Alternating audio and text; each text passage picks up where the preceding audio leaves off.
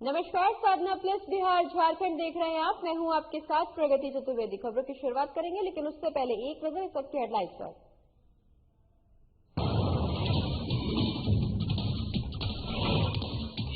पटना में बीजेपी और जेडीयू के बीच जंग जारी। बीजेपी के प्रभारी ने सीएम नीतीश से की मुलाकात। बैठक में दौरे को लेकर हुई बातचीत। रांची में पंचायत राज संस्थाएं हुई विघटित। पंचायत प्रतिनिधियों की अवधि हुई पूरी। मुखिया को बनाया गया कार्य समिति का अध्यक्ष।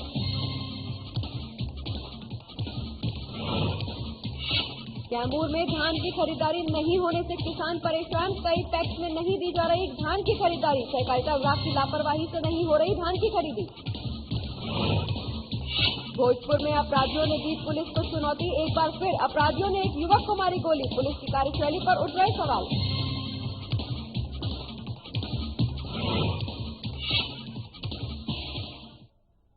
चलिए खबरों की शुरुआत करेंगे, लेकिन उससे पहले रुक करेंगे सबकी बड़ी खबर का, जहां लालू यादव की सुनवाई के मैनुअल को लेकर आज सुनवाई है। आपको बता दें कि लालू यादव के जेल मैनुअल उल्लंघन के मामले में आज सुनवाई है। सबकी बड़ी खबर हम आपको बता रहे हैं, जहां पेइंग वार्ड से केली बंगले में शिफ्ट करने को लेकर विवाद हुआ था, जिसके चलते लालू यादव के जेल मैनुअल उल्लंघन के मामले में आज सुनवाई है। इस मामले पर झारखंड सरकार से भी हाईकोर्ट ने जानकारी मांगी थी। वहीं राज्य हाईकोर्ट में पीआईएल डाली गई थी, जिसको लेकर आज सुनवाई होनी है। इस वक्त की बड़ी खबर हम आपको बता रहे हैं, जहां पेइंग वार्ड से केली बंगले में शिफ्ट कराने को लेकर विवाद हुआ था, वहीं लालू यादव के जेल मैनुअल उल्लंघन मामले में आज सुनवाई है। बता दें कि इस दौरान झारखंड सरकार से भी हाईकोर्ट ने जानकारी मांगी थी। वहीं राज्य हाईकोर्ट में पूरे मामले को लेकर पीआईएल डाली गई थी, जिस पर आज सुनवाई होनी है। इस वक्त की बड़ी खबर हम आपको बता रहे हैं, जहां लालू यादव के जेल मैनुअल उल्लंघन के मामले में आज सुनवाई होनी है। और इसी खबर पर ज्यादा जानकारी के लिए हमारे बड़े संवाददाता नवीन शर्मा हमारे साथ जुड़ गए हैं। नवीन, लालू यादव के जेल मैनुअल उल्लंघन मामले में आज सुनवाई होनी है।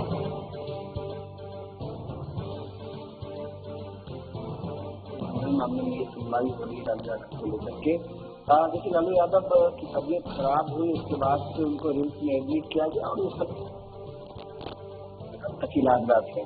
और हालांकि वो सजायाफ्ता कैदी है। इस दौरान रिम्स में उनका इलाज चल रहा है, गंभीर बीमारियों से ग्रसित है।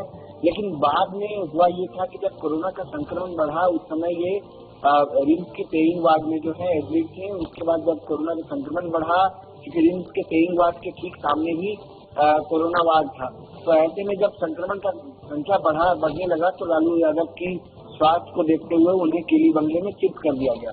हालांकि इसका कोई आधिकारिक पुष्टि सरकार के तरफ से या फिर अस्पताल प्रशासन के तरफ से या जेल की तरफ से कोई आधिकारिक पुष्टि चिट्ठी जो है वो निकल करके सामने नहीं है। बाद में केली बंगले में उनको शिफ्ट करने के बाद बहुत विवाद बढ़ा। विवाद बढ़ने के बाद जो है उनको केली बंगले से वापस से शिफ्ट कराया गया था पेइंग वार्ड में।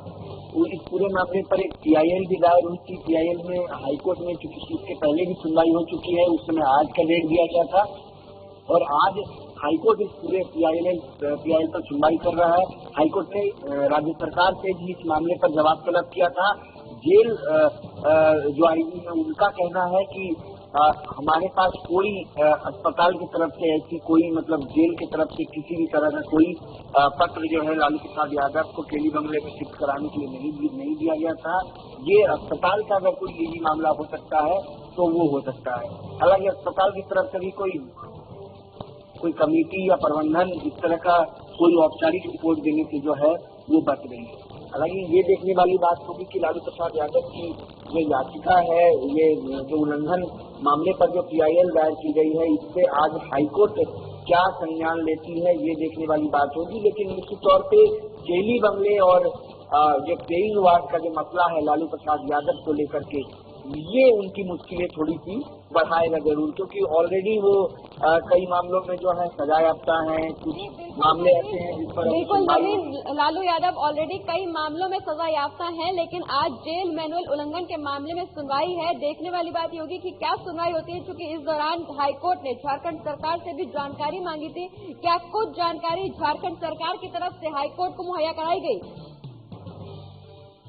हाईकोर्ट जो है वो सरकार से जवाब मांगी है इस पूरे मामले को लेकर के, कि जो ऑर्डर है वो किसकी तरफ से दिया गया था, कैसे लालू प्रसाद यादव को वार्ड से जो है केली बंगले रिम्स जो डायरेक्टर हैं उनके बंगले में शिफ्ट कराया गया, आधार उसके क्या थे, इन सारी चीजों पर एक विस्तृत रिपोर्ट मांगा है। राज्य सरकार आज इस पूरे मामले पर जो है कोर्ट में अपना रिपोर्ट सबमिट करेगी। उसके बाद ये देखने वाली बात होगी कि राज्य सरकार क्या कुछ कहती है इस मामले पर, हाईकोर्ट इस मामले पर अब सुनवाई क्या करता है, ये देखने वाली बात होगी। लेकिन इन सब के बीच सबसे बड़ी बात तो ये कि लालू प्रसाद यादव की मुश्किलें लगातार जो है वो बढ़ गई।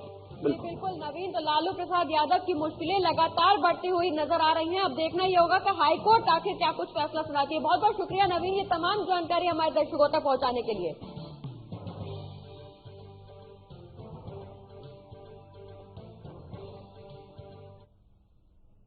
चलिए बढ़ते हैं आगे, जहां पिछले एक महीने से बीजेपी और जेडीयू के बीच जंग जारी है, जिसका पर्दा गिरते हुए दिख रहा है। बता दें कि बिहार बीजेपी के प्रभारी भूपेंद्र यादव पटना पहुंचे, जहां जेडीयू नेताओं से 3 दौरे पर बातचीत की, जिसमें 2 दौर की बातचीत तो गोपनीय रही। वहीं मुख्यमंत्री नीतीश कुमार से बैठक के बाद भूपेंद्र यादव रातों रात दिल्ली निकल गए, जहां बीजेपी नेतृत्व के साथ चर्चा करेंगे। आपको बता दें कि भूपेंद्र यादव गुरुवार सुबह पटना पहुंचे थे और प्रदेश अध्यक्ष संजय जायसवाल के साथ जेडीयू कार्यालय पहुंचे और राष्ट्रीय अध्यक्ष आरसीपी सिंह के साथ बातचीत की। वहीं बीजेपी नेताओं की आरसीपी सिंह से मुलाकात के बाद भूपेंद्र यादव के नेतृत्व में सभी बड़े नेता सीएम हाउस पहुंचे, जहां मुख्यमंत्री नीतीश कुमार के साथ करीब 1 घंटे तक बातचीत हुई। जानकारी के मुताबिक बीजेपी प्रभारी भूपेंद्र यादव ने मंत्रिमंडल विस्तार, विधान परिषद की रिक्त सीटों को भरने, बोर्ड निगम समेत कई मुद्दों पर बातचीत की।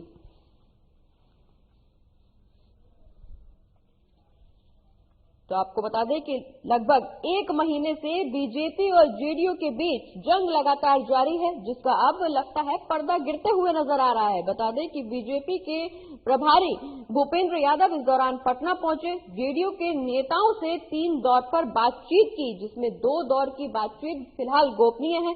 बता दें कि इस दौरान मुख्यमंत्री नीतीश कुमार से बैठक के बाद भूपेंद्र यादव दिल्ली चले गए, जहां बीजेपी नेतृत्व के साथ चर्चा करेंगे। वहीं भूपेंद्र यादव गुरुवार सुबह पटना पहुंचे थे, जहां प्रदेश अध्यक्ष संजय जायसवाल के साथ जेडीयू कार्यालय पहुंचे और इस दौरान राष्ट्रीय अध्यक्ष आरसीपी सिंह से उन्होंने बातचीत की। और इसी के साथ खबरों का सिलसिला लगातार आगे भी जारी रहेगा, लेकिन फिलहाल वक्त एक छोटे से ब्रेक का, जल्द लौट रहे हैं।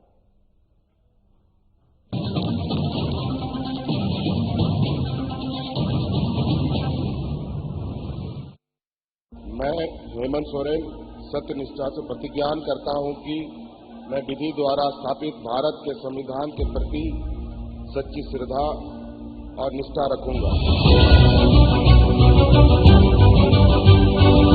शपथ ग्रहण के कुछ घंटे बाद ही मंत्रिपरिषद की बैठक और जिस पत्थलगड़ी ने राज्य को अशांत कर रखा था, उसका समाधान हुआ। हजारों ग्रामीणों पर दर्ज प्राथमिकी वापस लेने का आदेश जारी।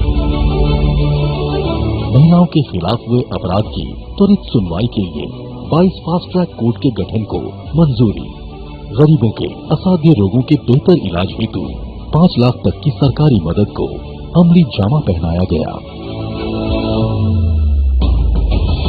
जरूरतमंदों को भोजन उपलब्ध कराने के लिए 6595 मुख्यमंत्री दीदी किचन, मुख्यमंत्री विशेष किचन, 1300 दाल भात केंद्र, राज्य भर के अस्पतालों में isolation ward, Covid ward, oxygen युक्त बेड, आईसीयू, वेंटिलेटर और संक्रमण के जांच की व्यवस्था हुई। अब जरूरत थी प्रवासी श्रमिकों को वापस लाने की। देश में सबसे पहले यही से पहल हुई और 484 श्रमिक एयरलिफ्ट 8.50 लाख श्रमिक भाइयों को श्रमिक स्पेशल ट्रेन से वापस लाया गया। 25 करोड़ मानव दिवस का सृजन एवं 20,000 करोड़ पारिश्रमिक देने के लक्ष्य के साथ योजना लागू की गई। श्रमिकों की मेहनत को सम्मान प्राप्ति के लिए बीआरओ से एमओयू हुआ और देश की सीमा पर सड़क निर्माण में संलग्न हुए। झारखंड की भावना को प्रतिबिंबित करने वाले राज्य के नए प्रतीक चिन्ह का अनावरण हुआ। महिला सशक्तिकरण की दिशा में फूलो झालो आशीर्वाद योजना के जरिए शराब हंडिया के निर्माण और बिक्री में शामिल महिलाएं अपने जीवन में बदलाव की प्रेरक कहानियां कह रही हैं। 26,000 सखी मंडल की बहनों को बैंक लिंकेज के माध्यम से 370 करोड़ एवं 111 कुशल नर्स को देश के बड़े अस्पतालों में नियुक्त किया गया। इस कड़ी को और सशक्त करते हुए 22 युवतियों को कपड़ा उद्योग में नौकरी दी गई। खेल के क्षेत्र में विश्व भर में परचम लहराने वाले झारखंड को 30 साल बाद 24 जिला खेल पदाधिकारी मिले, उनकी नियुक्ति सुनिश्चित हुई।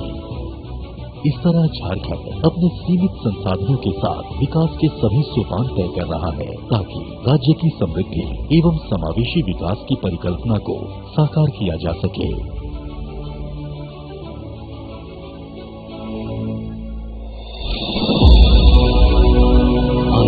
साथ चलें, नए झारखंड की राह चलें।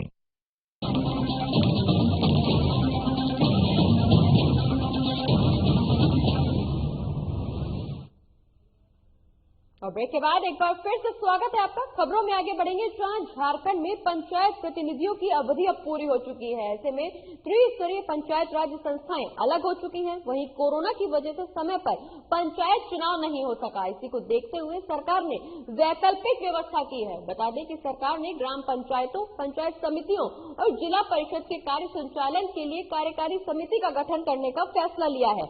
वहीं ग्राम पंचायतों के लिए गठित कार्यकारिणी समिति के लिए विघटित पंचायत के मुखिया को अध्यक्ष बनाया गया है। इसी तरह पंचायत समिति के कामों का संचालन विघटित पंचायत समिति के प्रमुख करेंगे और कार्यकारी समितियों का गठन संबंधित जिले के डीसी करेंगे। वहीं समिति में जिला पंचायती राज पदाधिकारी, संबंधित प्रखंड क्षेत्र के अनुमंडल पदाधिकारी और सीओ सरकार के प्रतिनिधि के रूप में रहेंगे। तो झारखंड में पंचायत प्रतिनिधियों की अवधि अब पूरी हो चुकी है। बता दें कि कोरोना के चलते पंचायती चुनाव कराना संभव नहीं था। ऐसे में सरकार ने वैकल्पिक व्यवस्था का इंतजाम किया है। आपको बता दें कि इस दौरान मुखिया को कार्य समिति का अध्यक्ष बनाया गया। वहीं ग्राम पंचायत के लिए गठित कार्यकारिणी समिति के लिए विघटित पंचायत के मुखिया को अध्यक्ष बनाया गया है। वहीं इस तरह पंचायत समिति के कामों का संचालन विघटित पंचायत समिति के प्रमुख करेंगे। और इसी खबर पर ज्यादा जानकारी के लिए हमारे वरिष्ठ संवाददाता नवीन शर्मा हमारे साथ जुड़ गए हैं। नवीन, पंचायत प्रतिनिधियों का समय खत्म हो गया है। कोरोना के चलते पंचायती चुनाव कराना संभव नहीं था। सरकार ने वैकल्पिक व्यवस्था का इंतजाम किया है। क्या कुछ है ये वैकल्पिक व्यवस्था सरकार की?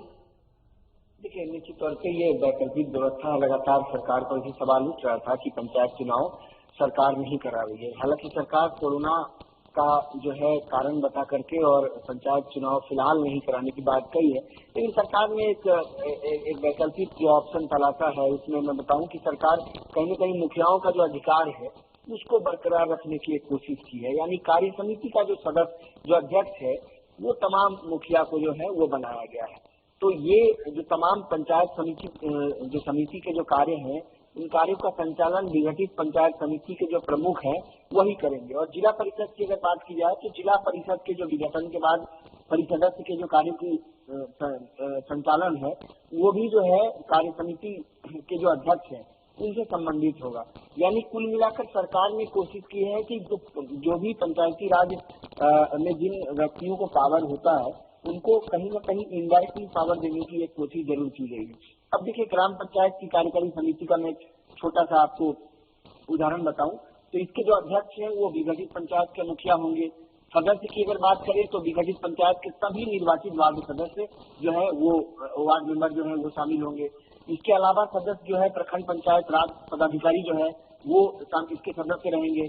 इसके अलावा इनके सदस्य की बात करें तो जो प्रखंड समन्वयक है वो रहेंगे, यानी झारखंड पंचायती राज जो स्वशासन परिषद है उसके लोग जो है इसके सदस्य रहेंगे। इसके अलावा सदस्य बताएं, ये ग्राम पंचायत कार्यकारी समिति के तमाम सदस्य हैं। अंचल निरीक्षक जो है ये इसके सदस्य होंगे। इसके अलावा सदस्य की बात करें तो प्रखंड विकास पदाधिकारी और उसके द्वारा नामित जितने भी ग्राम पंचायत क्षेत्र के निवासी हैं, राज्य के, केंद्र के, सेना, रेल, सार्वजनिक जो उपक्रम में जो भी ग्रेड के लोग हैं और रिटायरमेंट हो चुके हैं, कोई भी व्यक्ति जो है इसके सदस्य इसमें हो सकते हैं। तो देखिए, ये कहीं न कहीं एक कोशिश जरूर की गई है।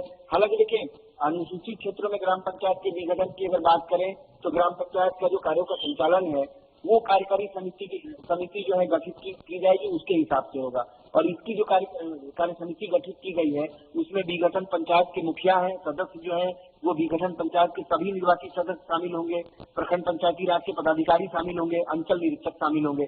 यानी पूरी तरह से ग्राम पंचायत से लेकर के जो जिला परिषद की जो व्यवस्था है वो उसको बरकरार रखा गया है। और जो समितियां बनाई गई है उन समितियों में जिला परिषद के लोग, वार्ड मेंबर और मुखिया और ग्राम पंचायत के जो भी सदस्य हैं उनको शामिल किया गया है। और जो पावर है वो वीडियो के थ्रू जो है, यानी जो ब्लॉक डेवलपमेंट ऑफिसर जो है वो जो है सदस्य होंगे। और पूरे पंचायती समिति की अगर बात करें तो इसमें जो है एसडीएम को भी इसका जो है सदस्य बनाया गया है। तो कार्यपालक पदाधिकारी जिला परिषद और उसके बाद आपको डीआरडीए के जो है निदेशक, ये तमाम लोग जो है इसके सदस्य होंगे। तो निश्चित तौर पे सरकार ने एक वैकल्पिक व्यवस्था करने की तो कोशिश की है। देखने वाली बात होगी कि अब इस व्यवस्था के तहत क्या पंचायती राज व्यवस्था को सुचारू रूप से चलाया जा सकता है। लेकिन सबसे बड़ी बात कि ये समितियों के तहत जो काम पंचायती राज के तहत किया जाता है वो इन समितियों के तहत क्या किया जाएगा, जो पावर है, जो शक्तियां काम। बहुत शुक्रिया, बिल्कुल नवीन, बहुत बहुत शुक्रिया आपका तमाम जानकारी हमारे दर्शकों तक पहुंचाने के लिए। और इसी के साथ खबरों का सिलसिला लगातार आगे भी जारी रहेगा, लेकिन फिलहाल वक्त एक छोटे से ब्रेक पर जल्द लौट रहे हैं।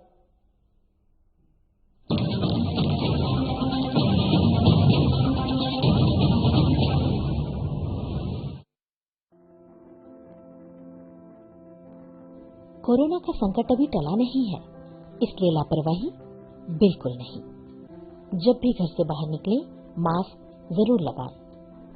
दूसरी बात, एक दूसरे से कम 2 गज की दूरी बनाएं। और तीसरा, अपने हाथों को साबुन से अच्छी तरह बार-बार धोएं। यदि हम इन सभी मुख्य बातों पर अमल कर लें तो कोरोना वायरस के संक्रमण से बच सकते हैं और हमारा राज्य कोरोना मुक्त हो सकता है। मेरे प्यारे झारखंड वासियों, कोरोना का जंग अभी जारी है। हम और आप मिलकर ही इस जंग को जीत सकते हैं। इसलिए सरकार द्वारा दिए जा रहे निर्देशों का पालन करें और विश्वास रखें, हम और आप मिलकर जरूर इस जंग को जीतेंगे। सूचना एवं जनसंपर्क विभाग, झारखंड सरकार द्वारा जनहित में प्रसारित।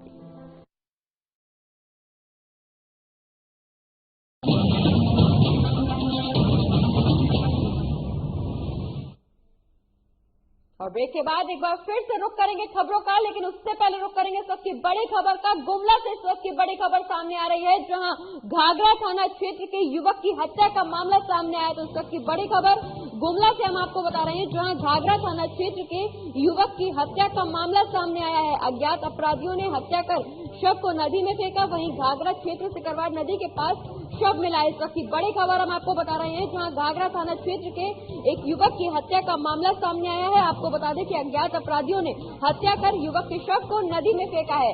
अभी तक युवक की पहचान नहीं की जा सकी है। हालांकि पुलिस ने शव को कब्जे में ले लिया है। पुलिस लगातार मामले की जांच पड़ताल करने में जुटी हुई है, लेकिन युवक की अभी तक कोई पहचान नहीं हो पाई है।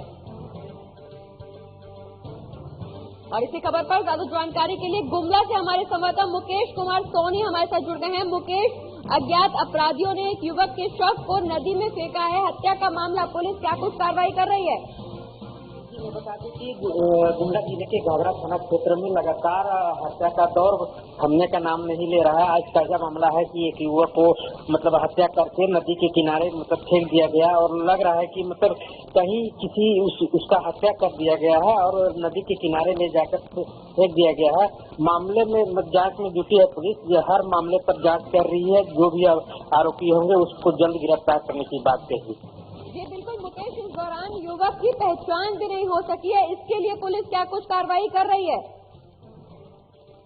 पूरे मामले पर पुलिस अभी छानबीन कर रही है। युवक की पहचान लगातार जारी है और युवक जैसे ही पहचान में आ जाएगा तो उनके परिजनों को सूचित कर उनके शव को दे दिया जाने की बात कही है। और निश्चित रूप से पुलिस जिस तरह से कार्रवाई कर रही है, निश्चित रूप से जो भी आरोपी होंगे जल्द ही गिरफ्तार करने की बात कही। जी बिल्कुल मुकेश, जैसा कि ये हत्या का मामला प्रतीत हो रहा है, ऐसे में इस दौरान पुलिस ने किन लोगों से पूछताछ की है? पुलिस ने क्या इस दौरान किसी की कोई गिरफ्तारी की है?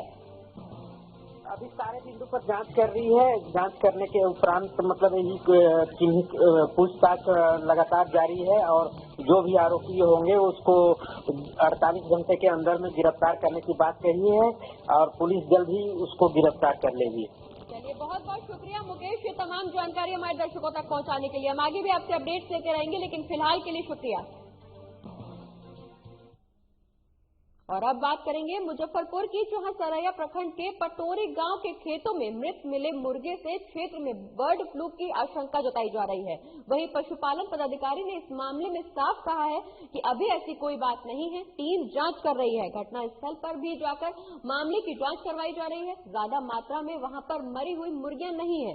अभी इलाके में बर्ड फ्लू का मामला नहीं आया है। अगर इस तरह की घटना होती है तो लोगों को मुआवजा भी दिया जाएगा। वहीं 54 पक्षियों का रिपोर्ट जांच के लिए भेजी गई है। गौरतलब है कि मृत पक्षियों की जांच रिपोर्ट आने के बाद ही ये साफ हो पाएगा कि बर्ड फ्लू है या दूसरी वजहों से पक्षियों की मौत हुई है।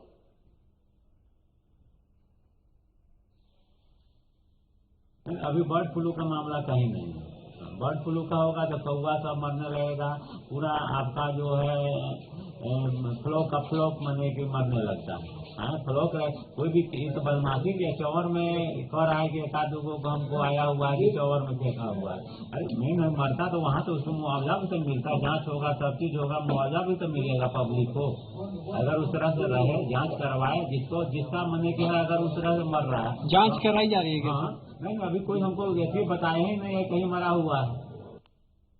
और कैमूर के भभुआ प्रखंड में धान की खरीदारी नहीं होने से किसानों की मुश्किलें बढ़ती जा रही हैं और मौसम में बारिश का मौसम बना हुआ है। ऐसे में किसान पिछले 28 नवंबर से खेतों में धान की कटाई करने के बाद हर दिन उसकी रखवाली कर रहे हैं। सरकार किसानों को दोगुना लाभ दिलाने के लिए लगातार कृषि क्षेत्र में सहयोग कर रही है। वहीं कैमूर के पैक्स में भी खरीदारी करने की बात तो सहकारिता विभाग की लापरवाही की वजह से अभी तक कई पैक्सों में किसानों की धान की खरीदारी नहीं की जा रही है, जिससे किसानों की धान रखे रखे खराब हो रही है।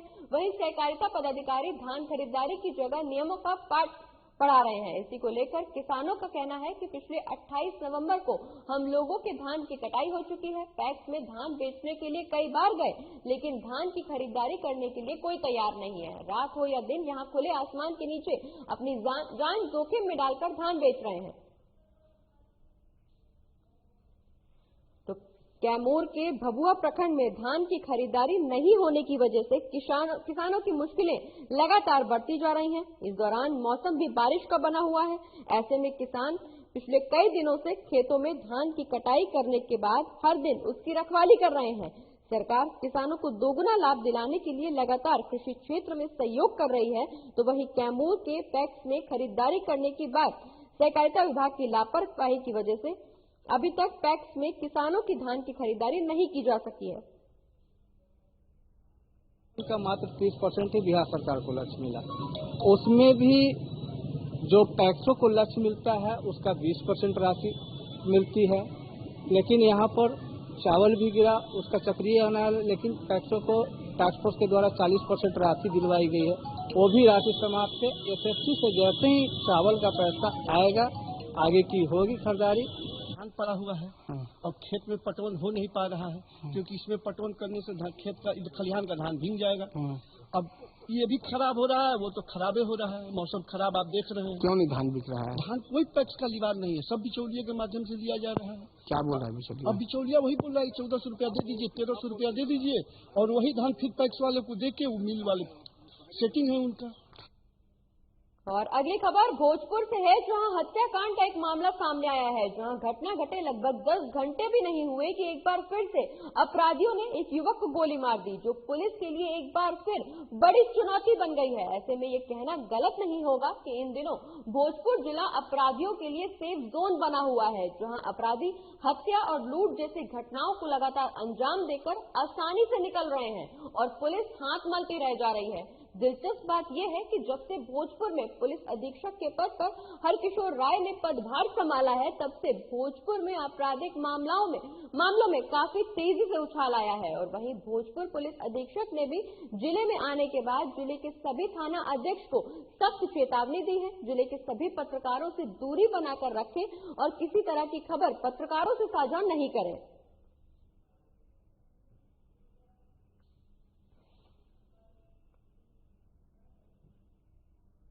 और मुजफ्फरपुर के सकरा थाना क्षेत्र गैंगरेप में सकरा थाने की पुलिस ने छापेमारी की है, जिसमें 5 युवकों को गिरफ्तार कर लिया गया है। वहीं नामजद आरोपित आदित्य झा की गिरफ्तारी उसके घर चंदन पट्टी से हुई है। वहीं बाकी के 4 सुजावलपुर से पकड़े गए हैं। इनमें से 3 अपने सगे और चचेरे भाई भी हैं।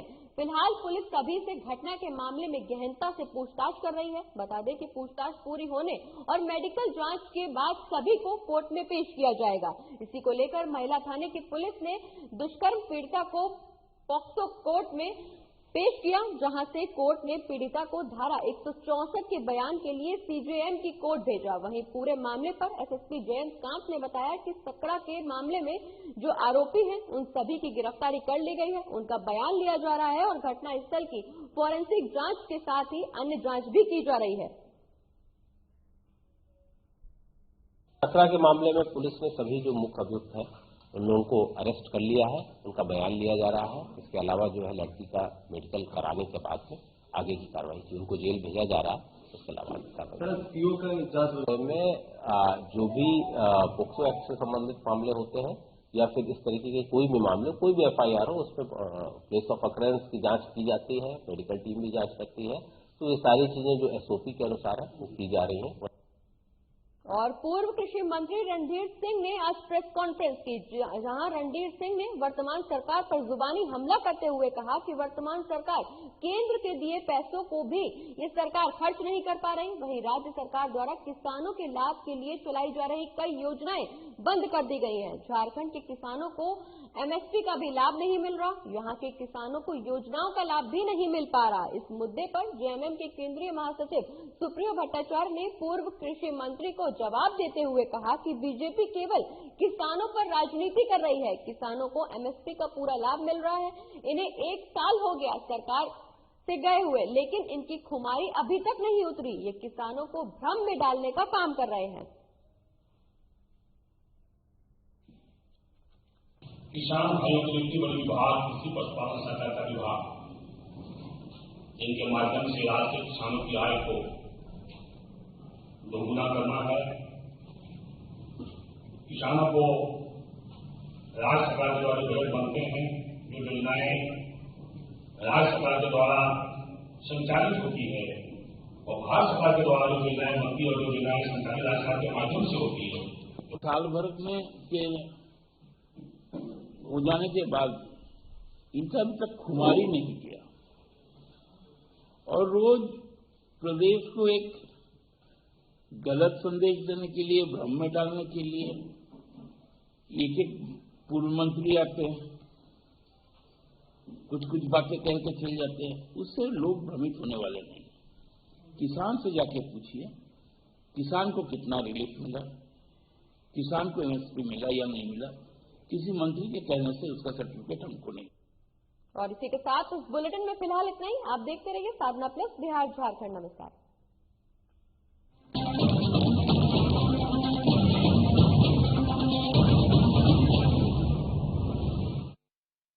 क्या आप दुबले